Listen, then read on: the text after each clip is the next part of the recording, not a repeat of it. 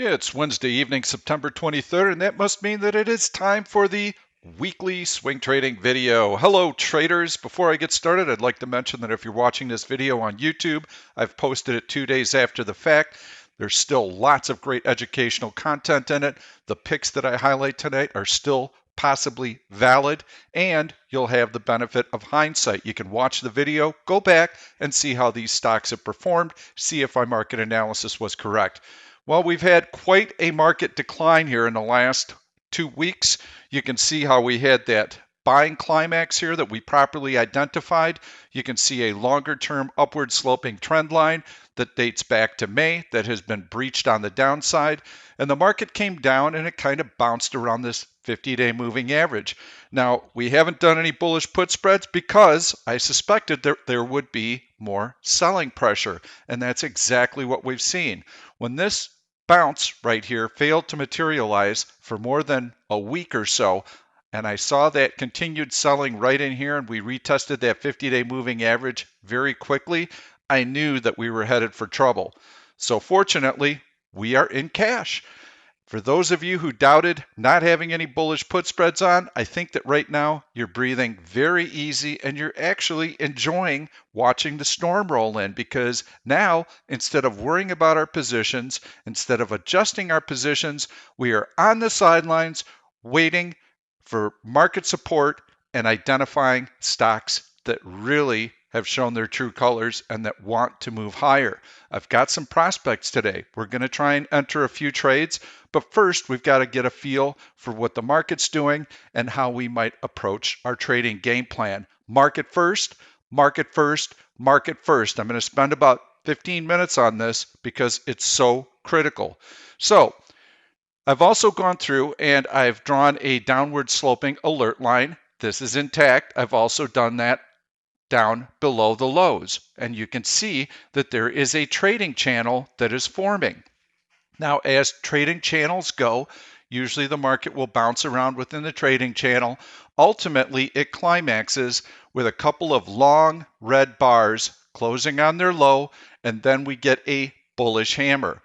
If we look at where it might possibly poke through the lower end of this downward sloping channel, that could take us to the 200-day moving average. I know right now that seems a little far-fetched, but given these long red candles and given the sell-off that we saw today, it's very, very possible, and it may not take us that long to get there.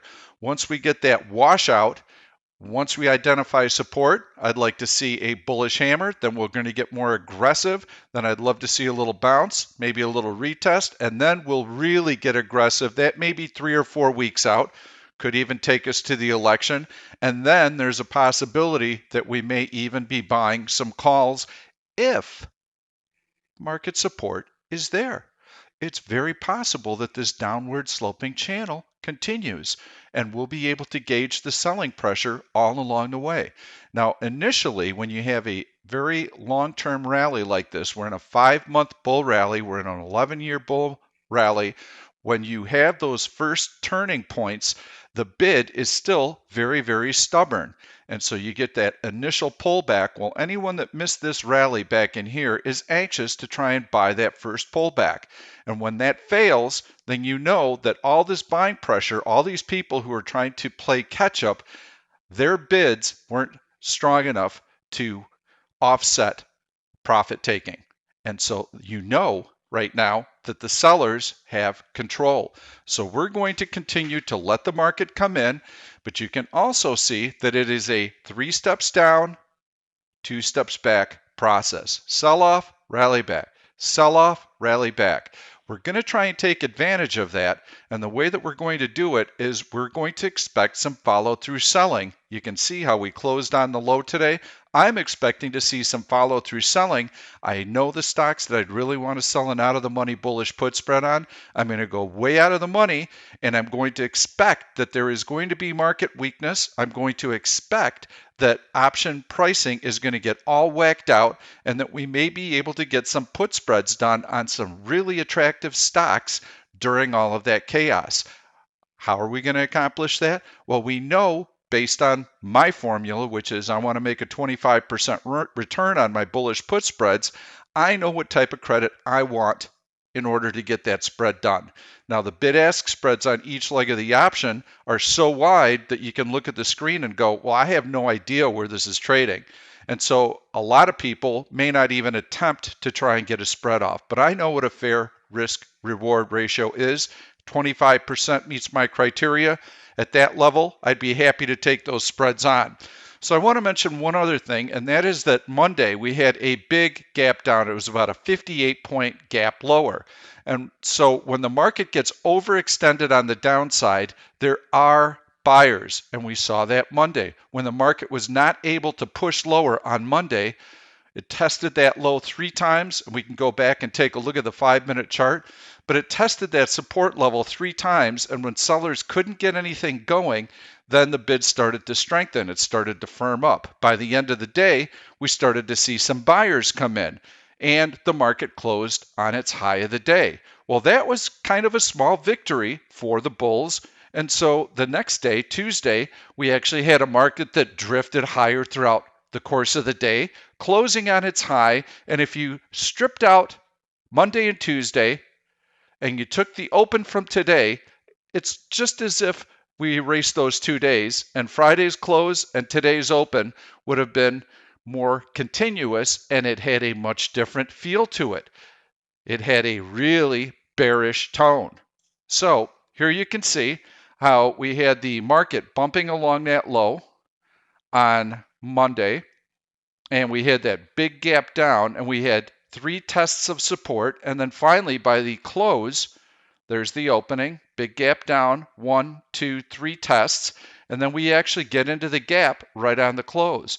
Well, sellers would pull their offers, they would let the market go up, buyers get a little bit more aggressive, and you can see this was the open on Tuesday, tested that bid, pulled down, we closed that gap. Okay, everything's fine so far. Damage is relatively contained.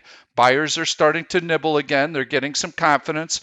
And then we take out the high of the day on Tuesday, and we close all the way on the high of the day. So the point that I'm trying to make is that if you looked at the price action from these 2 days, it would be very bullish if you just took those 2 days. However, let's strip these out, and let's just say that Friday elapsed, closed on the low Friday, and then we opened right here. Let's say today was Monday, and then you had a very weak day Friday, and then you had a very, very weak Monday. Now that would have given the market a whole different feel, and this sell-off today would have felt very, very daunting. Now it still does, because we hit a big air pocket and we closed down on the low of the week. So this is a major support level, and you can see how I use the alert line to identify the low from Monday. We are below the 50-day moving average. Clearly, we are below that horizontal support level. You can see how the market tried to rally up to that horizontal resistance. No go today. So now we've got this downward sloping channel. Now we know that the selling pressure is heavy. Buyers know that the selling pressure is heavy, so they are going to be more passive. Anybody who is contemplating catch up in here is now saying, oh, I'm going to be able to get long at much better levels. So ultimately, what we'd like to see is we want to see that washout. Well, what does that washout look like? I'm going to zoom back very quickly to the March low, and you'll see how you get this capitulation selling right in here. And you can see that the selling pressure, it's a little steady early, and then it really gains speed towards the end of it as buyers completely pull their bids.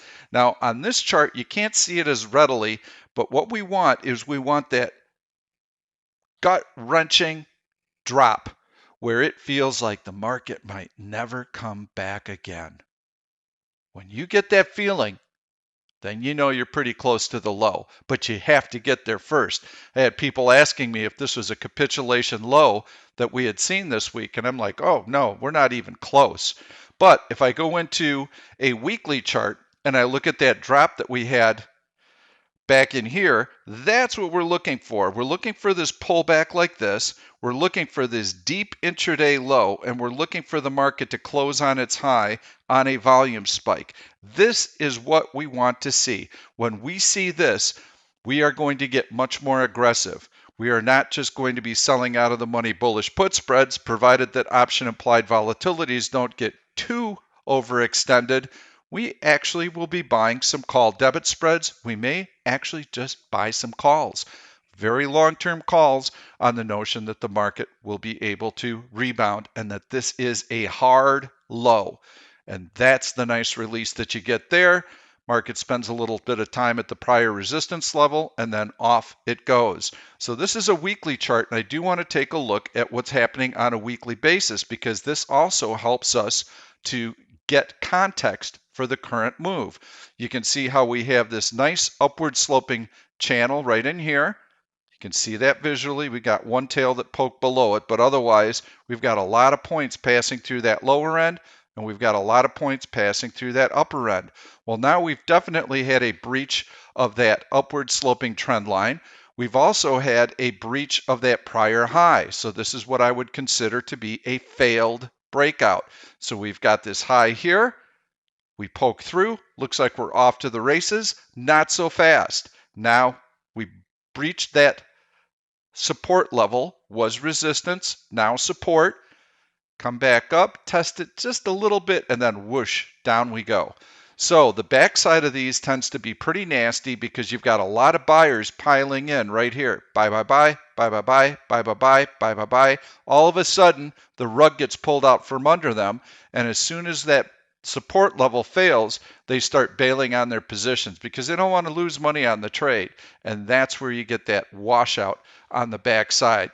So I don't know how deep it's going to be. I don't know how furious the selling's going to be. There's some uncertainty. I think the elections have a lot of uncertainty around them right now, especially with 8 Supreme Court justices, especially with mail-in ballots. We're talking about not knowing the election results for possibly 2 weeks, possibly a lot longer.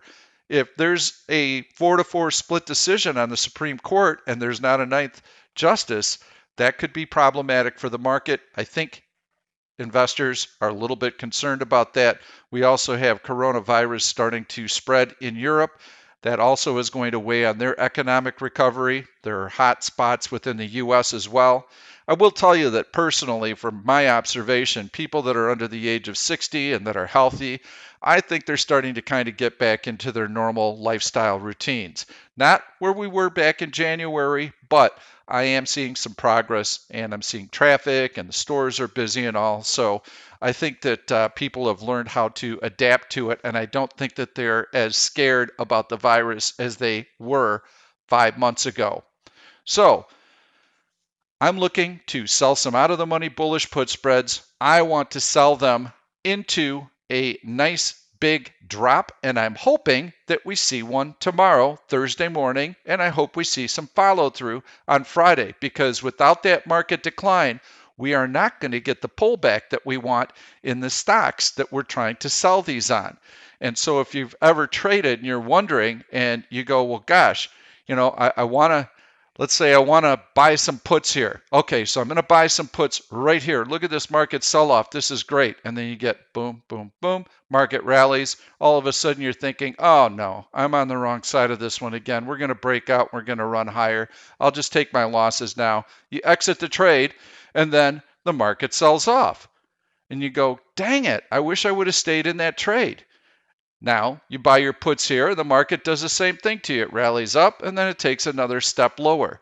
Well, what we want to do is actually the opposite. We're trying to take advantage of this longer term market uptrend.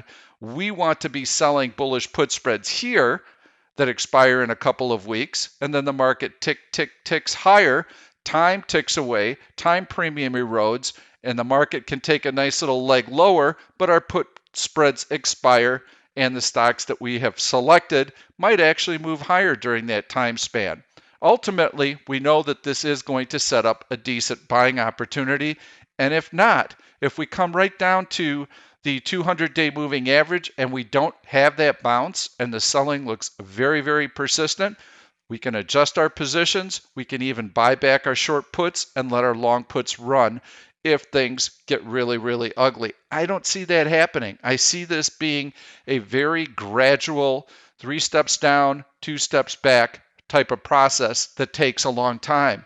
That type of price action is okay for selling out of the money bullish put spreads. It's not ideal, but it takes that sell-off a long time to materialize, and that is what we're trying to take advantage of. Somewhere in there, we might actually hit that capitulation low, market takes off, and then our spreads are absolutely golden. So we're going to need help getting filled on these spreads. Let's get to it. I'm going to show you the stocks that I like, and I'm going to show you how I found them. So we're going to bring up the custom search engine, and I've got a little search that I want to show you here. Very, very easy. All of you that have Option Stalker, you don't even need to have Option Stalker Pro for this. You can run this end of day, and I highly suggest that you do that. The one thing I've tried to emphasize in all of my videos is you really need to start using these alert lines. They are fantastic aids, and you will have trades delivered to you on a silver platter. You're going to have pop-up windows as soon as those critical price points are breached. You don't need to go hunting and pecking for trade ideas. They will be delivered to you because those are critical price points, and most of us can spot them right away on the chart, just like this. Hey, look at that. I got a nice downward sloping trend line I could drop. I got a nice one down there. It's very easy. So this is the search that I ran. I want option liquidity of 2 or better. So we've got nice liquid options. I also want relative strength. We've got to have relative strength in all the trades that we do. We want to find the stocks that during this market decline are ready to move higher. The bid is very, very strong. Buyers are lined up. That's why it has relative strength. So I have relative strength on a daily basis, on a 4-hour basis, and on a 2-hour basis. I'd also like to see a stock that's above the 50-day moving average. Right now, the market is below the 50-day moving average, so these stocks should have some decent relative strength kind of built in, and they should be near the upper end of their trading range. I also want to have weekly options because we like selling weekly options that expire in 3 weeks or less. I've got one option that we're going to be doing that expires in 3 weeks. The other two that we're going to try and get off expire in 2 weeks. So that's our game plan. Let's see what we've got. Now I'm going to click through every one of these stocks so that I can give you a feel for the technical analysis, and I'll try and do it quickly. Let's go. And I'll tell you why I like it, why I don't like it. In this particular case, nice bullish hammer here, decent relative strength, horizontal support here, too close to the money. I would have to go way down here. I'm going to take a pass on that. BABA, nice compression in here, above the 50-day moving average, holding that horizontal was resistance, now support. Yes, BABA looks actually pretty good. I'd have to go real close to the money on this one. Yes, I could try and do something down around the 252 level, but if the stock starts to crack down and it breaks this support, then it may have a path to the 100-day. No thank you. Chewy, I really like this one because it announced earnings here.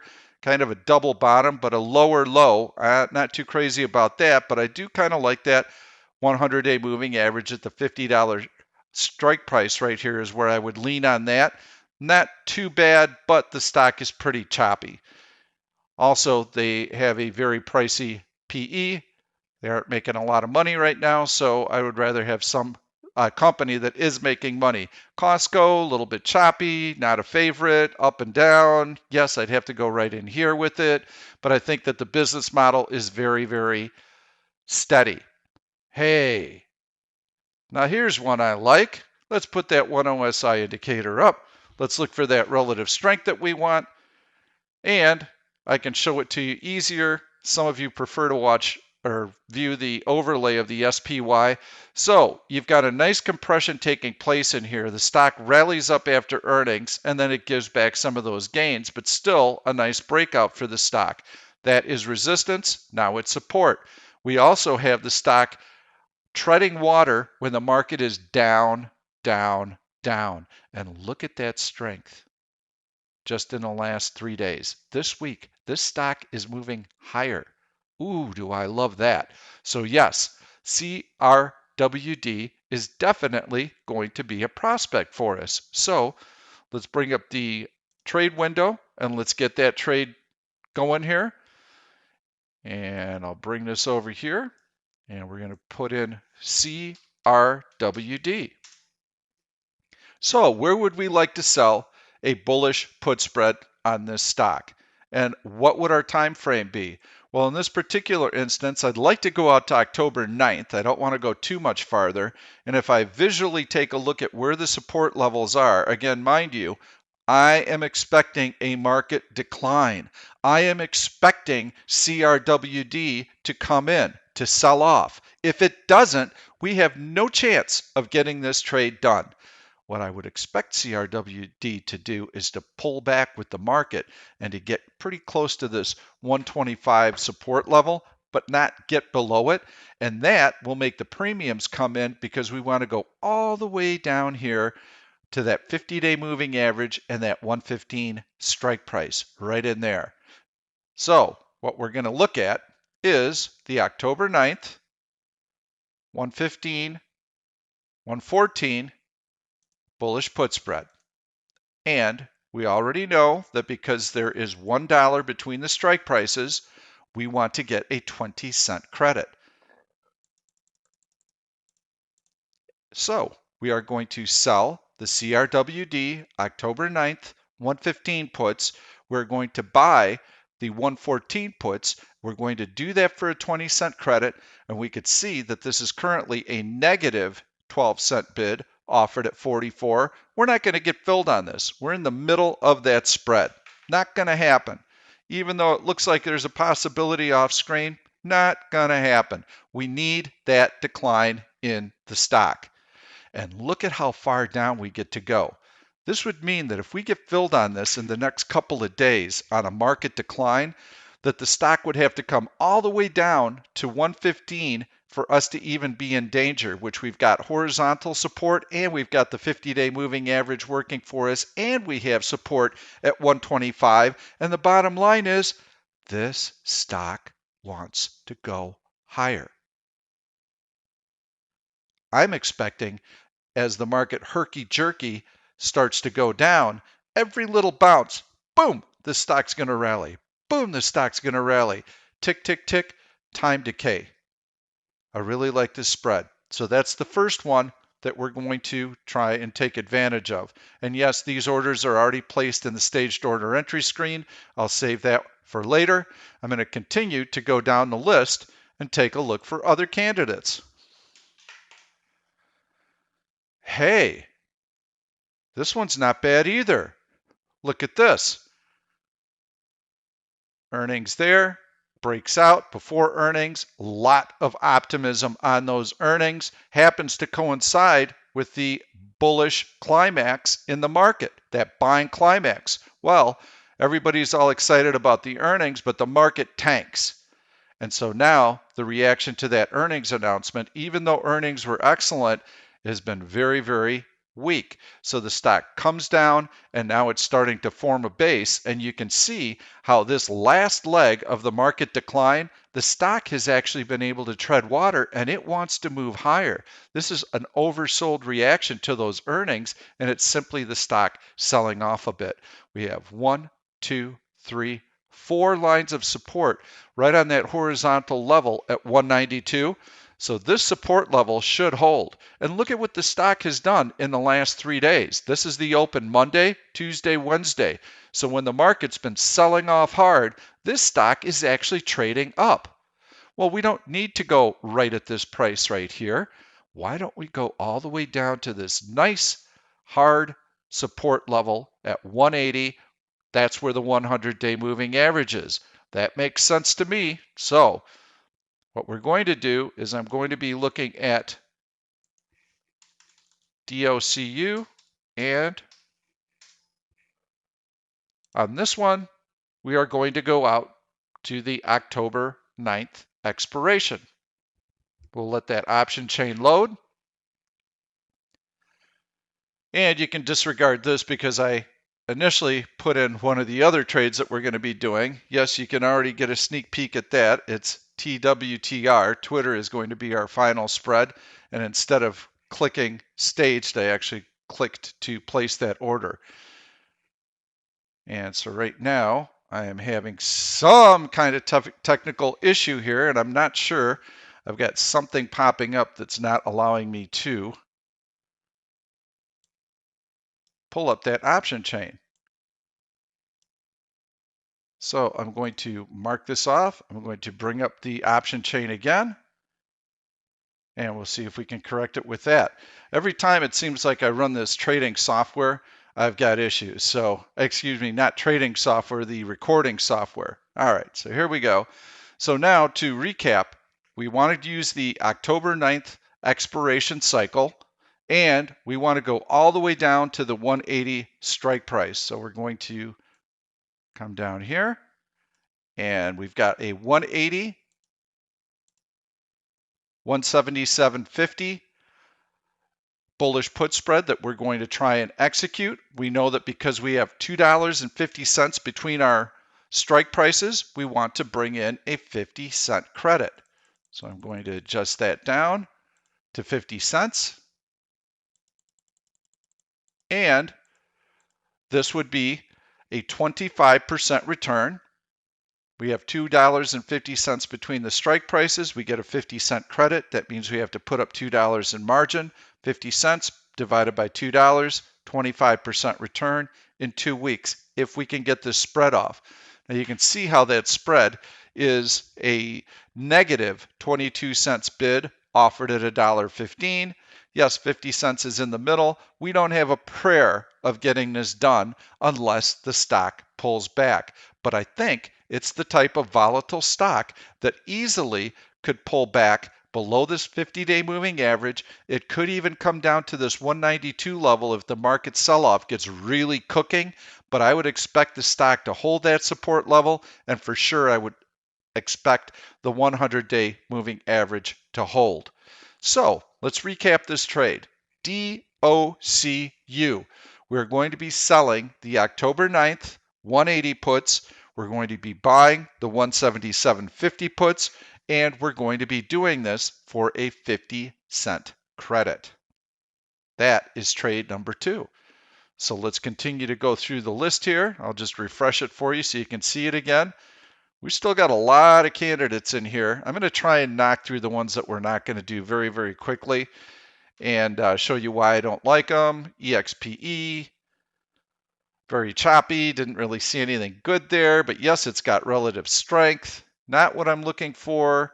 I can find better. This is really nice. I like this IQ. Look at this upward sloping trend line. And when you see something like that, you go GTC, click that baby right there, click that baby right there, and who knows, someday maybe I'm going to get a bearish alert on a stock that has broken a really nice, tight, upward sloping trend line.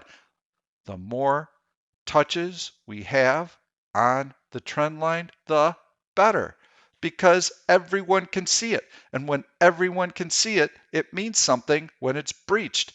That's why those trend lines are so effective. It's a self-fulfilling prophecy because all traders use them. So go ahead and set it if you see something like this. But as far as doing a bullish put spread on it, probably not. I do like this stock, though, for day trading on the long side, and I like that little breakout right there through that horizontal resistance level.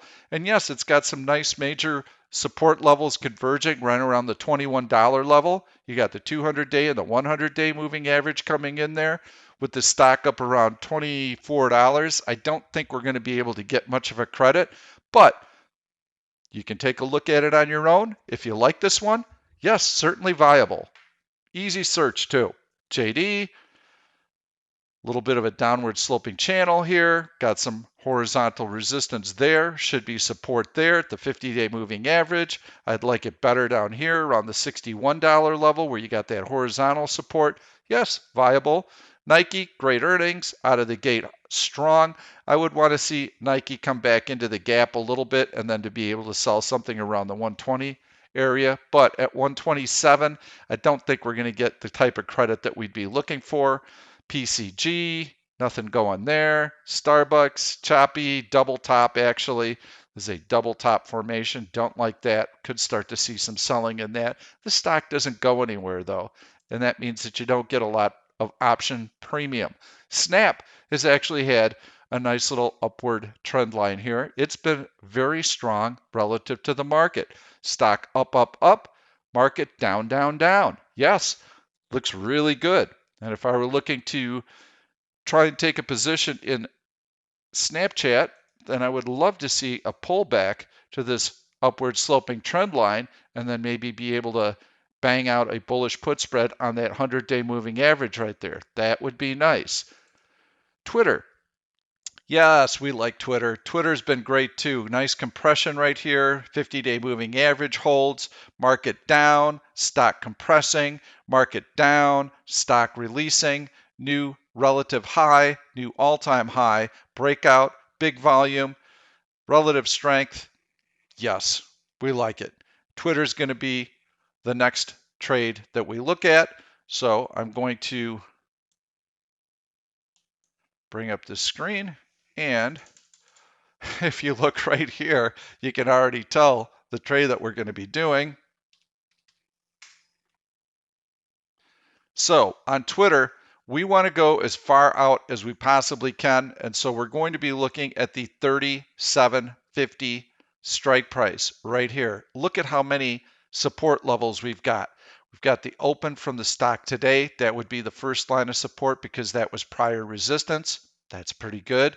This closing price right here, actually at $43, should also hold.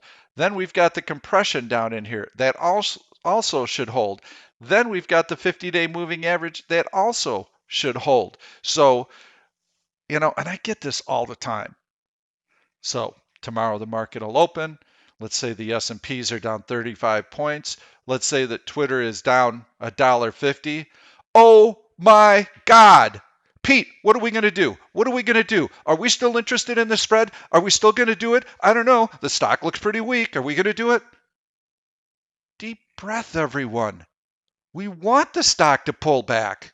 That's the only chance we've got to get this spread done. It wants to go higher. Stick with the game plan. Period. So if you watch football, New England Patriots, do you think Belichick changes his game plan because the other team scored a touchdown on their first possession? No, he doesn't. The game's just started. He knows what he's going to do. He's going to execute his game plan. Yes, at halftime, if his game plan's not working, he can make some adjustments to it. But you don't freak out and you don't panic when you're actually expecting something to happen. And in this case, we're expecting the stock to come in and we're expecting the market to come in. So let's take a look at that spread one more time. This one, we are going to go out to the October 16th expiration. We have to go farther out because the spread is farther out of the money. Look, the stock closed at 45. We're going all the way down to 37.50. So higher probability of success. And we're going to click on the bid of the 37.50 puts, and we're going to click on the ask of the 37 puts. We have 50 cents between the strike prices, so we know that we want to get a dime for this spread. That spread is currently bid at a penny, offered at 9 cents. No way that we get filled on this. We have got to come in and close at very minimum this gap right here, perhaps even come down to the halfway point of this long green candle to have a shot at getting filled on that. But if we can get filled in the course of 3 weeks, we have a chance to make a 25% return on Twitter. So we'll go into the staged order entry screen, and there you can see that all three are waiting for you. If you have an interface with Ameritrade, Interactive Brokers, or Tradier, you can submit that order right off of this screen. When you do submit it, realize that they are all GTC, and you need to adjust the quantity within that brokerage interface. I did one contract because I don't want any goof ups or any kind of errors. I want all of you to decide what trade size would be appropriate for you. We are dipping our toe in the water, and we're doing it when we are expecting the market to pull in. It's going to come in. It's going to find support. It'll have probably 2 or 3 day bounce. Then we'll probably see some additional weakness. Let's go back to the S&P 500. Take a look at that one more time. And we're trying to take advantage of it coming down to the low end of this trading channel, trying to get some excellent prices on stocks that are just dying to move higher. And then once it tests that lower end of the channel, test some of these major support levels, that 100-day moving average, for instance, we should see about 2 or 3 or 4 days of market rally, and then we'll get another drop in the market. Well, that's time that ticks away, and these stocks all want to move higher. So that's all we want to do. Eventually, we're going to find that support level. We're going to see that bullish hammer, and then it'll be time for us to get more aggressive with our bullish put spreads and perhaps even buy some call options. But until then, we're going to stick with these positions, see if we can get any of them off, and if conditions change dramatically, you know that I'm going to send you an overnight email. You'll all get it. I won't do it during market hours because I want everyone to have an equal opportunity. I'll give you a play-by-play if I feel it's warranted. It's going to get pretty nasty out there, folks. We saw some really heavy selling today, and now buyers are back on their heels, and they're going to be very passive, and that's why the pullback is going to accelerate at some point. That's what happens, and that's when you ultimately establish that firm support level. Good luck to all of you. That's what I've got for you this week. If you are watching this on YouTube, please make sure to subscribe to the YouTube channel and turn on your notifications so that you never miss any of these videos. And as I mentioned at the beginning, this one was recorded Wednesday night. You have the benefit of hindsight. Go back and take a look at my market analysis, see how it played out. Take a look at the picks that we're trying to enter, and perhaps some of them are still in range for you to get these trades off. Just make sure you follow the game plan. Thanks a lot. We'll see you in the chat room tomorrow. Good night. Thank you for watching this YouTube video. I'm Pete Stolzers, and I'm going to keep the trade ideas coming along with lots of education. So make sure to subscribe to the channel and please turn on your notifications so that you never miss another trade. If you like the content, please give it a thumbs up. I've loaded 2 other videos that I think you're really going to enjoy. Stay tuned. We'll see you soon.